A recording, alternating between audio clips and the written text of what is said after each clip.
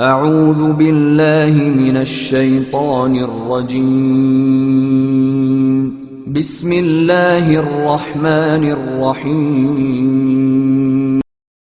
The last thing I want to share with you, and this is again the introduction, the last part of my introduction, is that when we read the Quran or when we try to understand the Quran, there are some things I want you to deconstruct in your mind, deprogram, get them out of your system. The first of those things is this is a book for knowledgeable people. This is a book for people that have a lot of knowledge, that are very well versed in religion, that are scholars or imams or speakers or khatibs or you name it. That's who this book is for. I want you to let this out of your mind, that when you read the Quran you're thinking, this book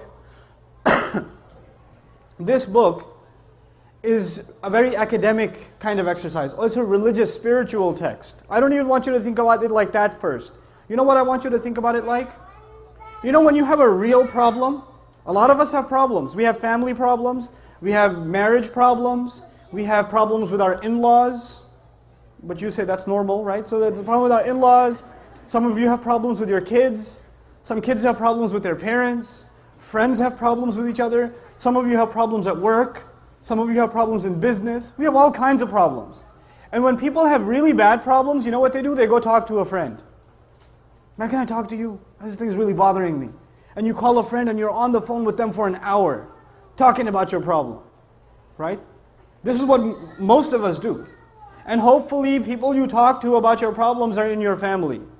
But for most of us the problem is the family, so you got to find somebody else. Right?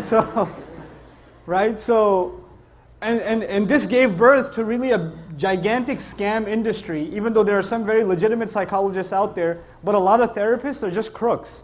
They'll call you over, charge you $350 an hour and say, tell me how you feel. Tell me about your problems. And you'll talk about your problems for an hour, and at the end of that they'll say, do you feel better? I'll say, no, you're supposed to tell me something. I was like, no. My way of getting you to feel better is to talk about your problems. But you know, when we talk to Allah about our problems, then He gives us counsel. He gives us therapy. He gives us advice. That's what the Quran is supposed to be. When you're having problems, and all of us do have problems, the Quran is supposed to be Allah giving you and me very relevant advice for my life and your life. It's a personal relationship. It's not an academic relationship. It's not this superficial kind of relationship. First and foremost, it's a personal relationship. And when Allah is giving instructions, even when He's telling stories of the past, you're supposed to not be thinking only about the past. What should you be thinking about? Yourself. I'll give you one example of that and I'll go on. I'll give you a scary example of that. Not only should the Muslim be thinking about himself when he's listening to the Quran says or teaches us that even the kafir, the one who hates the message of the Quran, the one who disbelieves in the message of the Quran, when they listen to the Quran, even they shouldn't be thinking about the past, they should be thinking about themselves. Where did I get this from? I told you 2 surahs mention a lot of stories of previous prophets. Which 2 surahs did I highlight today? Hud and Shu'ara, right? 11 and 26. And Surah Hud once again. Very interesting phenomenon. I was actually sharing this with some brothers this morning. And later this evening at Iftar. Allah decided to destroy the nation of Lut. You know that? Allah decided to destroy the nation of Lut. You know how He decided to destroy them? فَإِذَا جَاءَ أَمْرُنَا جَعَلْنَا عَالِيَهَا سَافِلَهَا. When our decision came, we decided to make their high points their low points. You know what that means? Their buildings were very high. And Allah said some kind of earthquake, tornado, hurricane, whatever He sent, but those buildings started caving in. The roofs, the ceilings started collapsing. And the buildings are falling apart because of these earthquakes that are coming on this nation. You know what happens when earthquakes happen, right? What are you supposed to do in an earthquake? You're supposed to get out of the building. Especially if it's a minor earthquake, stand underneath the doorways, right? Stand underneath the strong construction. But if it's a major earthquake, get out of the building, be outside. Allah says everything that was high was made low. Not a tree is standing, not a roof is standing, everything's destroyed. When everything's destroyed, many people get crushed. But the people who didn't get crushed, where are they now? They're outdoors. There's no roof left. This was phase 1 of the punishment. فَأَمْطَرْنَا عَلَيْهِمْ حِجَارَةً مِّنَ السَّمَاءِ حِجَارَةً مِّن سِجِّيلٍ مَنْضُودٍ. He says, we started raining on them. Now you have no roof left, you have no tree left, you have no shade left. So when it's raining, do you have anywhere to go? No. What kind of rain was this? A rain made of stones. And then he adds the word mandud, which means, and I think you guys in Houston can appreciate this. You ever heard of this thing called flash floods? Right? The rain comes like a slap, like kush. And you say, okay, it's done. And then 2 seconds later, another slap, like gush. Like it falls like a bucket fulls in one shot instead of light drizzles.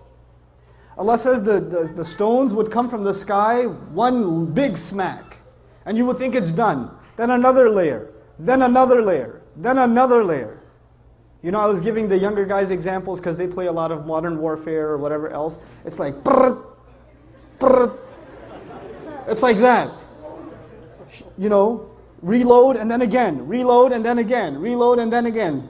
It kept on coming like that. And then the next ayah tells us something even more scary. It says, musawwamatan. Musawwamatan. Every single pebble had been branded, like it had the criminal's name on it. You know how in sniper fire you target very specifically? Every single bullet that Allah sent from the sky was told, this is who you're going to hit, this is where you're going to hit them. Exact targeting. First Allah brought the targets out of the houses. Because if they were still inside the house, you can't hit them. So first Allah shook the houses and got them out of the way. Now they're outdoors, now the firing begins. The firing squad begins. And at the end of all of this, you know what he says? Of course, what nation did I just tell you about? Lut. And you know who the first people listening to this was? The Quraysh are listening to this. And the Quraysh were listening to this. And to them, this is old history. This is not something that happened that they saw. This is old history for them. Allah says in the same ayah, وَمَا هِيَ لِلظَّالِمِينَ بِبَعِيدٍ. Watch out. For anybody who does wrong, this isn't that far away. For anyone who does wrong, this isn't far away. Who should they be thinking about now? Themselves, immediately. The history lesson became alive for them. You used to be a party animal yesterday. This Ramadan, you turn back to Allah and you've discovered Islam. And all of a sudden, you want to become the preacher in your family and tell everybody that they're wrong and that they're doing haram. Before you do, you need to get a little credibility, don't you? Before you open your mouth, before you start yelling at your uncles, right? Before you start teaching, giving them the khutbah, you come and hear the khutbah and you say, I'm going to do this at home. That's a good point. My dad needs to hear this one. This is going to make a great point of argument, right? A lot of excited young people do that. They discover the religion, they hold on to it, and they use it to debate with family, right? When you do that, you're basically abandoning what the messengers did. You have to have a little credibility first. When you turn to the religion, you become the best son, the best daughter, the best husband, the best wife. Speaking of the best husband, I want to tell you a story. A really good one on this subject, making people conscious of Allah. You don't just invite people to have taqwa of Allah with your words. Your character says a lot. A friend of mine, he became a friend actually on a short trip, told me about how he was raised in a Muslim family. He's Guyanese origin, and in Guyana there's Muslims that are committed, and there's Muslims that have mixed their religion with Hinduism, and some Muslims that are just Muslim by name, and they've completely almost lost everything of the religion. They almost know nothing of the religion. And he was of the latter type. He almost knew nothing about the religion. So as he was growing up in New York, he almost completely just wasn't even practically Muslim. He used to, get into fights with his mother. He went to jail a couple of times. He was in gangs, all kinds of stuff. Later on in life, he decides he wants to, he's looking for God. And he knows at least by name he's Muslim. I think his name was Muhammad or something, right? By name he's Muslim, so he should look into what religion first? Islam. So he starts looking into Islam, starts going to the masjid, starts learning how to pray again, becomes more serious. At the time he was, he had married his girlfriend who was Christian or whatever. And he starts becoming more serious about the religion. And then his wife notices that he's praying. And the beer is gone from the fridge. And he's not going out with his drinking buddies. And he doesn't go to Atlantic City on the weekends. He's a different guy. Something's changed, And he doesn't say anything to her. Just on his own, he didn't yell at her, didn't tell her to, put a hijab on or whatever, lose all her friends. He didn't do any of that. He went to a scholar, and I make dua for the scholar that he went to. He didn't tell me his name, but he said, I went to my scholar, and I told him, look, I'm becoming more and more aware of Islam, but my wife, of course, is a Christian, and she's not even a practicing Christian. She's just kind of what I was before. She's exactly like I was before. How do I help her? He said, don't tell her a thing about Islam, just be the best husband you can be, and to do that, just study what kind of a husband the Prophet was. Just do that. Don't worry about what you need to tell her. Worry about being the best possible husband, and that is the sunnah of the Messenger ﷺ. The Messenger would buy his wife gifts. The Messenger would joke with his wife. The Messenger would spend time with the mother of the believers. The Messenger would praise and compliment the mother of the believers. I'm mentioning that on purpose, guys. He would compliment them. You guys eat the first morsel of food in iftar, like, And the wife says, what? You go, nothing. Right? You drink, some of the desis here drink the first little sip of lassi. Look, I know the economy's bad, but are we really that short on sugar? Very painful for you to say a compliment. I understand, especially for those of you that come from my original country, Pakistan. For you to give a compliment to your wife can cause an ulcer. So I understand, but it's a sunnah, guys. Good food. That's amazing. And our wives, the sisters are so used to hearing nasty things from us. Then when we say nice things, they get freaked out. Like if the husband just says, you look really nice today. She goes, what do you want? Like, she gets worried, like he's up to, we got to fix that. That's a problem. It can't be healthy. So he starts doing these things with his wife. And in the beginning, he used to argue with her sometimes about Islam and tell her how Christianity doesn't make sense. How can 3 be 1 and 1 be 3? All those kinds of arguments, you've heard them before, right? And none of those would work with his wife. None of them. He's like, no, I'm a Christian and that's it. Jesus is in my heart. Leave me alone.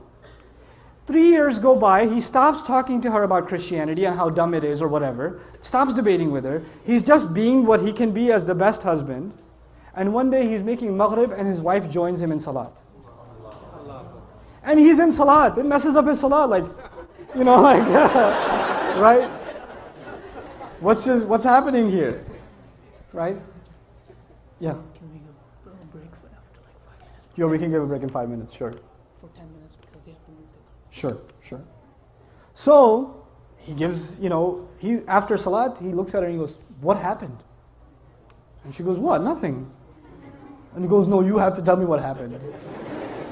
And of course she says what pretty much any wife would say, it's complicated. All right? But eventually she tells him, look, I've never seen a husband like you. My dad wasn't like that. I've never seen a father like you. The way you are with our child, I've never seen a father be like that. It's so beautiful. This religion can't be wrong. It can't be wrong.